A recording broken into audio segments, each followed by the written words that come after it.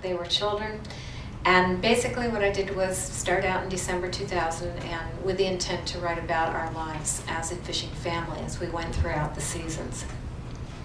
Instead, as was mentioned, we had two vessels, the fishing vessel Michele and the fishing vessel Nasika.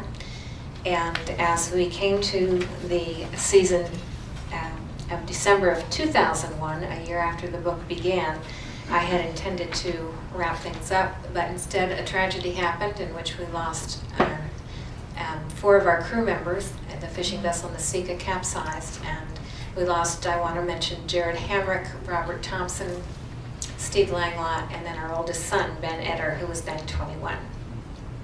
I kept writing. That was the best thing for me to do, and finished. You will hear sections from December 2000, December 2001, and then December 2002. And it was at that point I then finally stopped writing.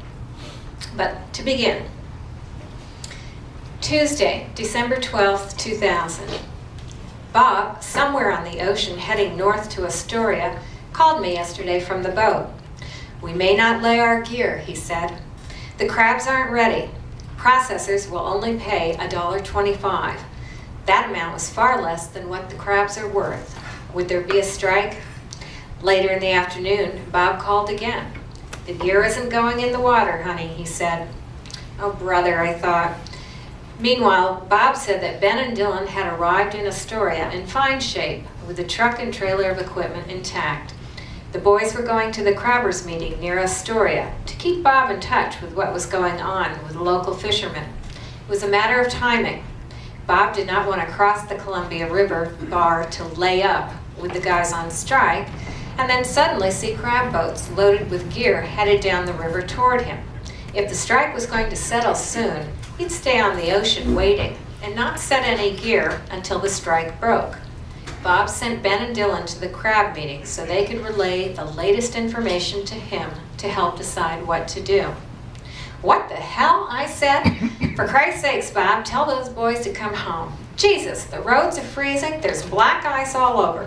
Some of those roads are closed. Dylan's got school." Okay, Bob said. "I'll get them out of here. Take it easy, they're fine." The phone rang at dinner time. The boys, I thought, are they okay? Bob? I live with this litany running through my head every fishing season. But it was Russell Smotherman on the phone, a crabber at the Columbia River. "What's up, Russell?" I asked. "No gears going in the water. We aren't fishing," said Russell. Russell was shouting against loud background noise, and I suspected this conversation was not just for my benefit, but for the Astoria crabbers sitting in the bar that served as the meeting room. "What's the news?" I asked. "Nobody's gear goes in the water. Everyone's holding," Russell said. "I'll tell Bob, Russell. You can call him on his cell phone, but I will tell him too. That's no problem," I reassured. "Bob's with you." These crabbers at Astoria were panicking that Bob and the other fishermen from Newport would lay their crab pots and start fishing before they did.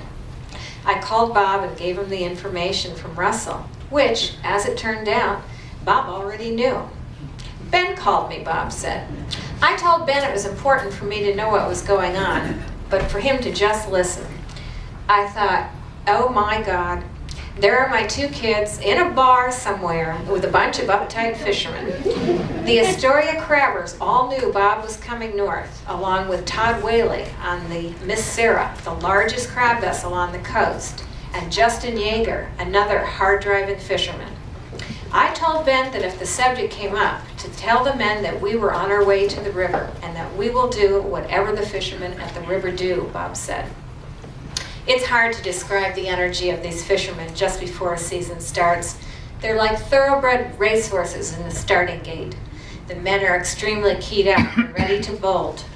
Many at the meeting were only there to make sure no one else left the dock early to go fishing. They were distrustful of one another and did not want anyone to get the jump on them. One of the fishermen in Astoria meeting announced that Bob was on his way north. As instructed by Bob, Ben remained silent. But then Al Gann, a very productive fisherman himself, said, I wouldn't trust Bob Eder any further than I could throw him. It was then that Ben stood up. I know what Bob Eder's going to do, Ben said.